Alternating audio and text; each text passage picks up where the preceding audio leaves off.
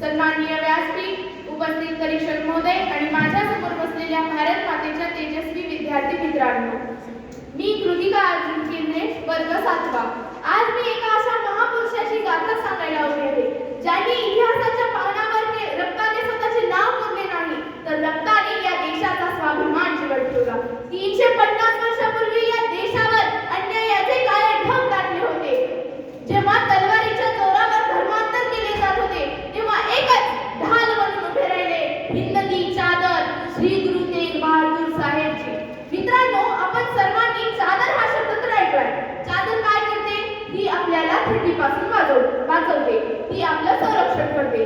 पण मित्रांनो, या देशाच्या अस्मितेवर आणि इथल्या संस्कृतीवर औरंगजेबाच्या अत्याचाराचे भीषण वादळ घोंगावत होते. त्या वादळासमोर स्वतः चादर म्हणून उभे राहिले आणि आपल्या बलिदानानं त्या संस्कृतीला झाकून घेतलं आणि तिचं रक्षण केलं. ते म्हणजे श्री गुरु तेग बहादूर साहेब. म्हणूनच त्यांना हिंदवी चादर असे संबोधले जाते.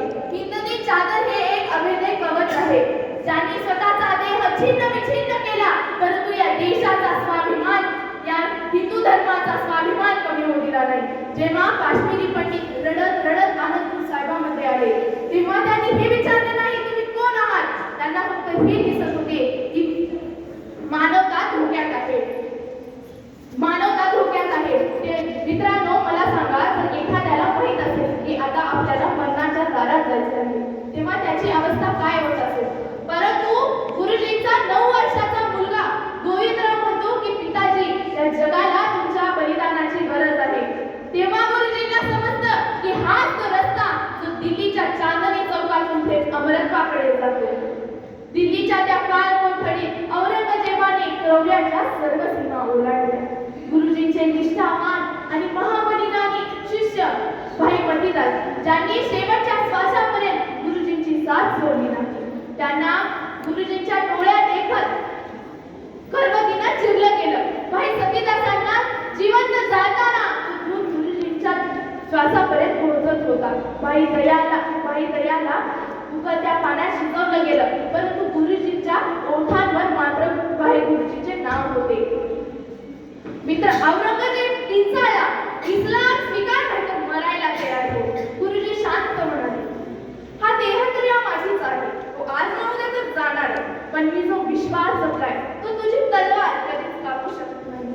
सर कटा सकते हैं लेकिन सर झुका सकते नहीं, अपनी आन बान शान पर दाग लगा सकते नहीं.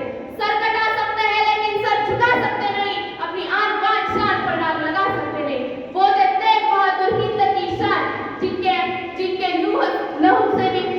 लहू से रोशन हुआ सारा हिंदुस्तान. वो थे तेग बहादुर हिंद की शान, जिनके लहू से रोशन हुआ सारा हिंदुस्तान. 11 नोव्हेंबर 1675 दिल्लीचा चांदणी चौक त्या बलिदानाचा साक्षीदार ठरला.